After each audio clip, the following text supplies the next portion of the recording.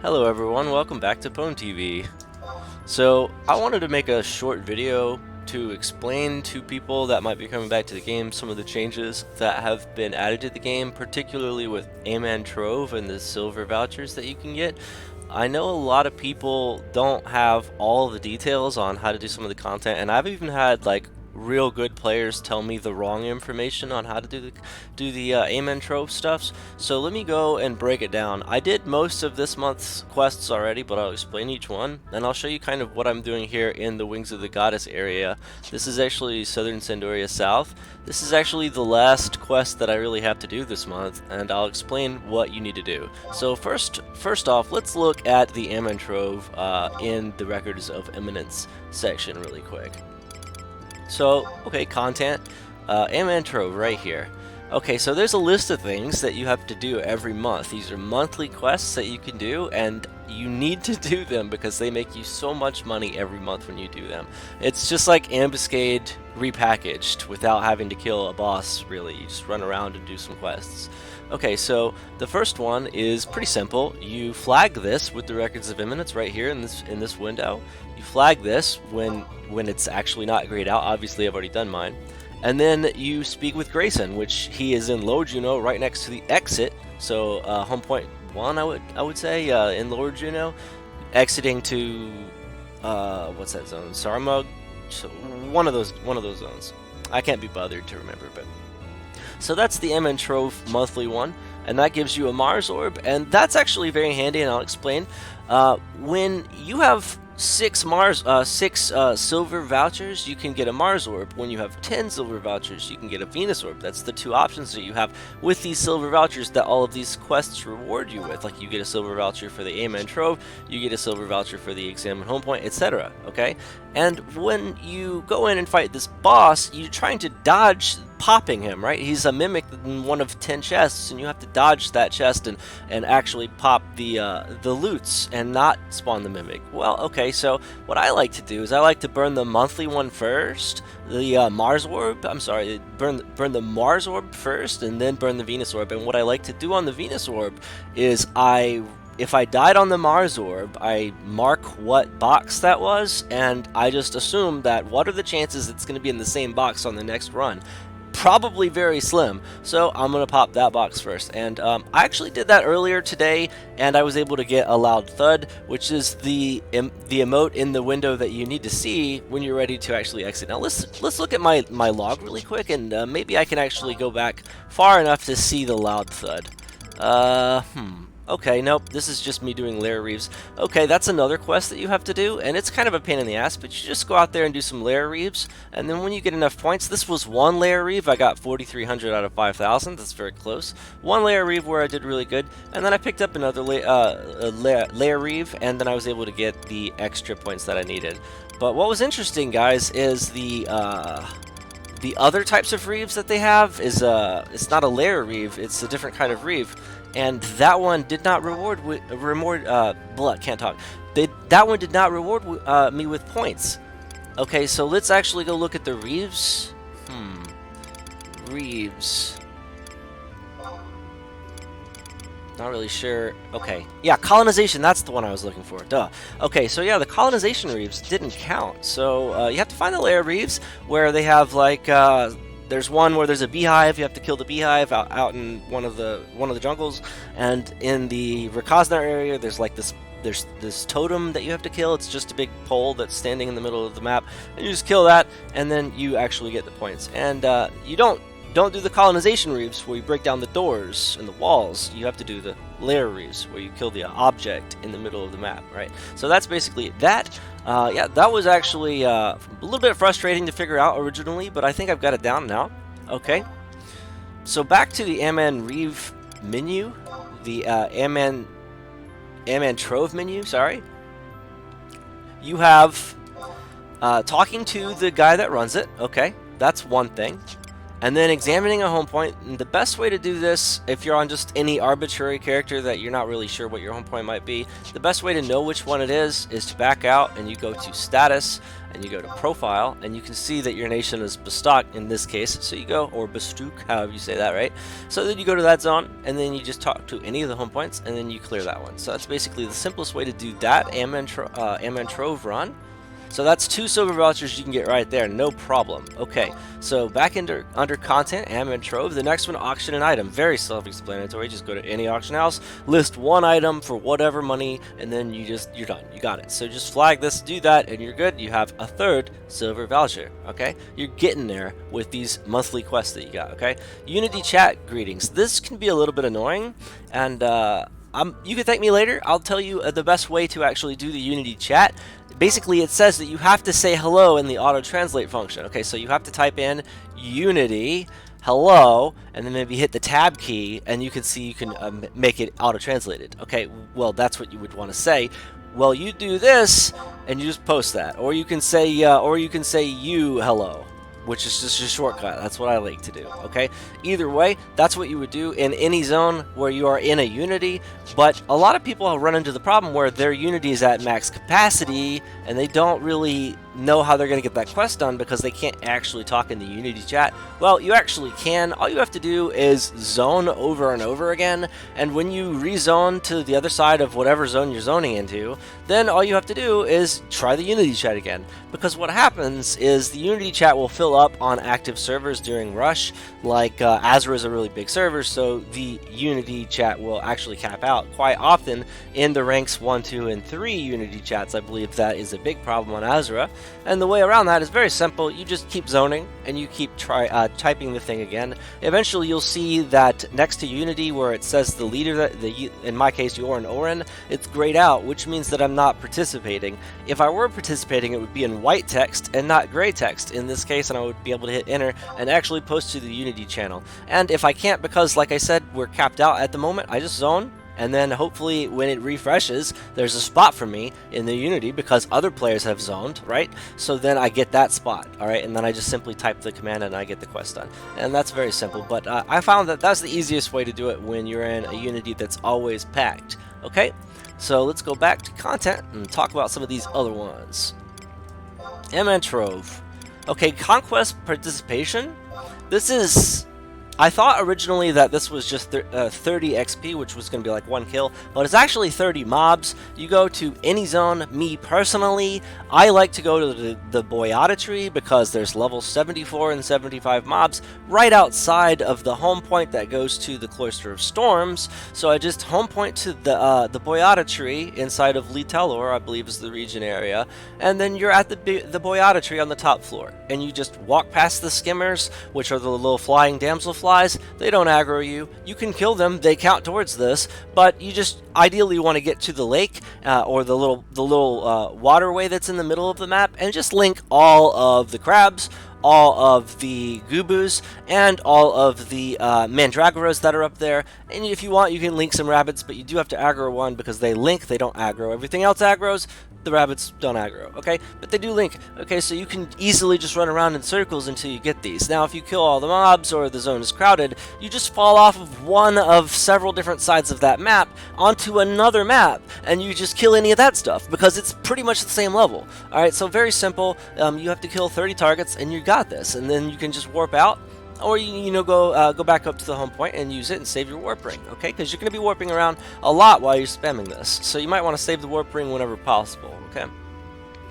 So the next one is Besieged. This I think is the hardest one because even though they made Besieged happen more quickly than it did before, the problem is still the same, where you have to be in a Treasures of Outer Urgan area in order to see when what the Besieged messages are. Because, like, for example, I'm in Wings of the Goddess area, I can see the Yagudo Theo Militiary is actually trying to fight something. Gigi of the Gigi Elite Squad is trying to fight something. Quadav Shield Warders are fighting stuff. Okay, so all this stuff is shown to me because I'm in that expansion pack at the moment. Well, that sucks for Besieged in this case because I don't really know when the Besieged is going to happen unless I actually navigate down to region info and I go to Besieged, okay?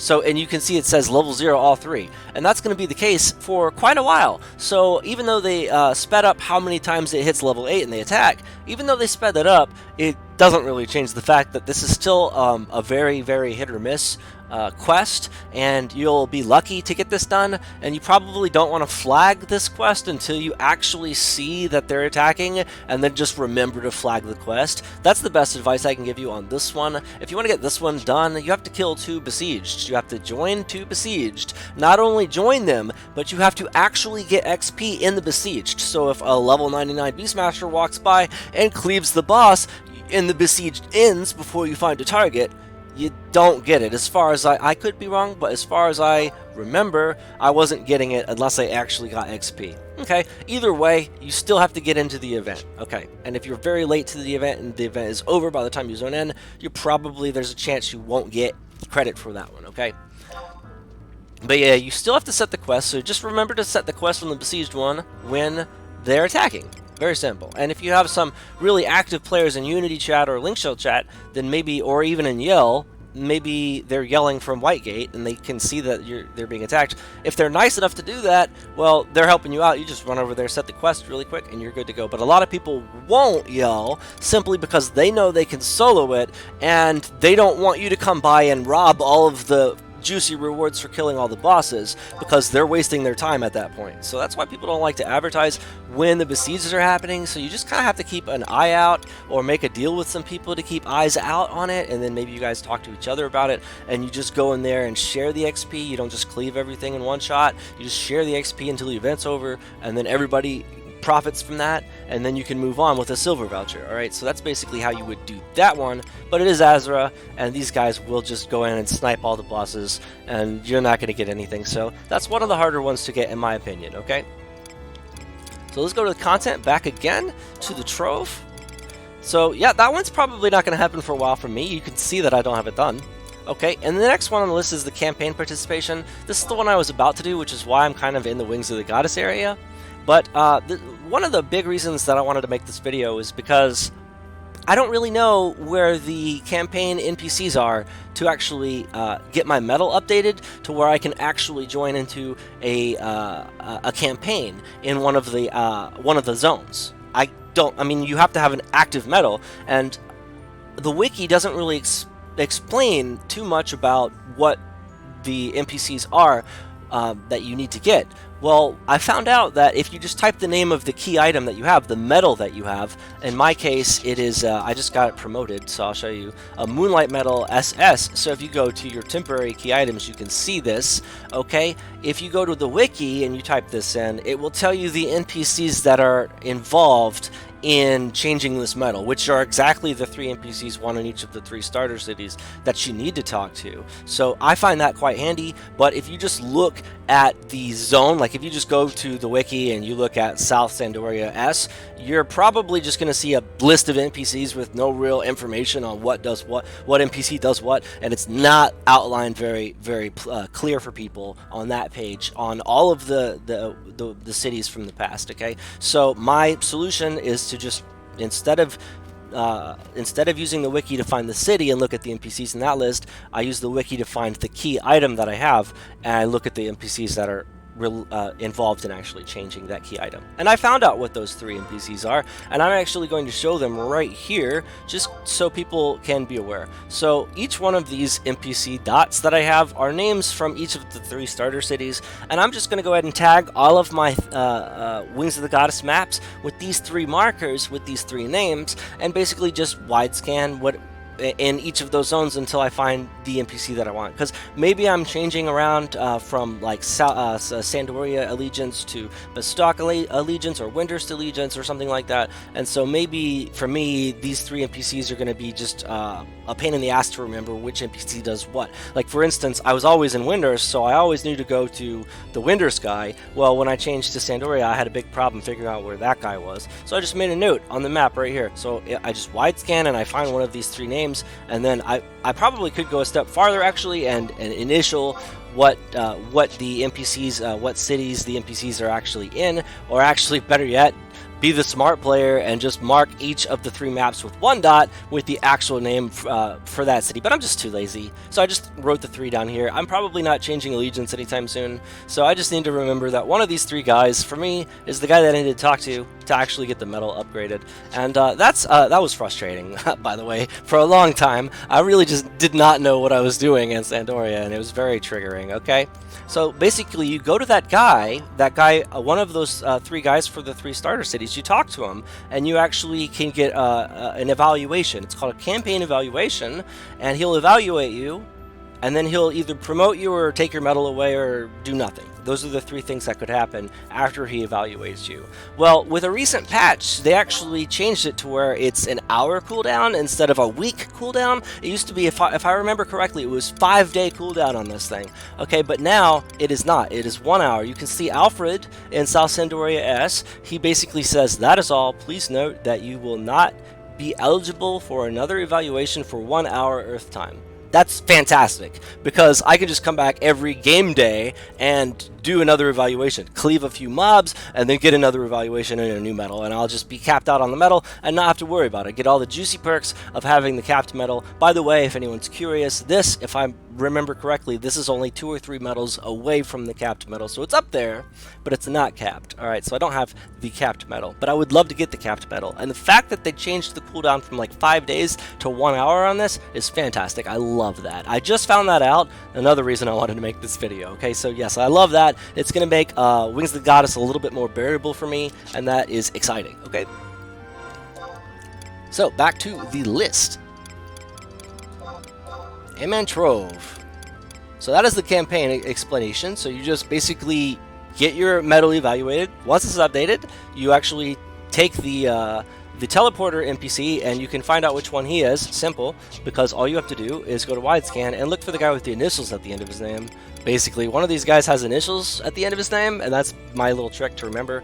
So it's either the CA guy or the in Winders, I think it's like the TK guy or something like that, but whatever guy, you know, the initial guy. And then he'll actually teleport you to the particular places that you're going to actually farm, and the best way to find out which ones to farm, that's also quite simple. You just go to campaign and you just go over the map. Very slow, sloth speed.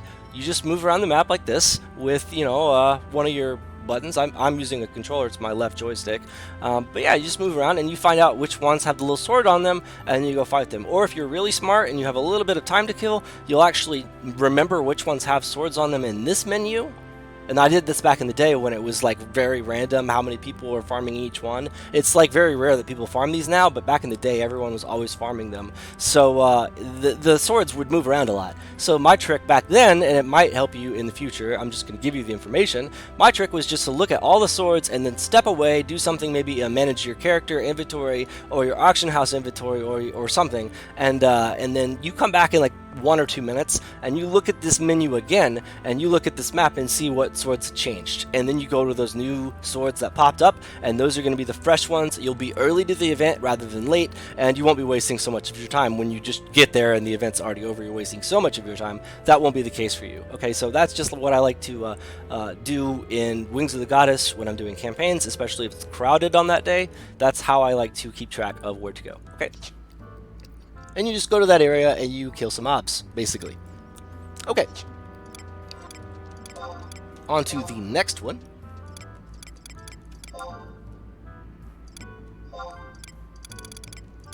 Lair we talked about already. That was the one where you basically have to find the object in the middle of the map, and you don't do any doors or walls, because that is not a Lair Reeve, that's the colonization Reeve, that's the wrong one. So you need the Lair Reeve. As far as I know, I just tried like I said, I just tried the colonization. I got no points for it, so the Lair Reeve is the one to go for me. Ambuscade participation, very simple. You just form a party.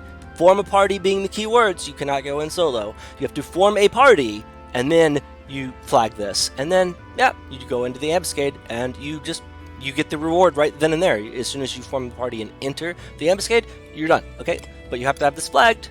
You could flag it while you're inside, and it will automatically be completed, right? Because you meet the requirements, so you just get it. Okay, so that's how you do that one. Very simple. And Omen is the same exact thing. You cannot go in solo. You have to form a party, and then you go into an Omen, and then you get this thing right away. Another silver voucher for you. Dynamis D participation, exactly the same thing. Form a party, do the thing.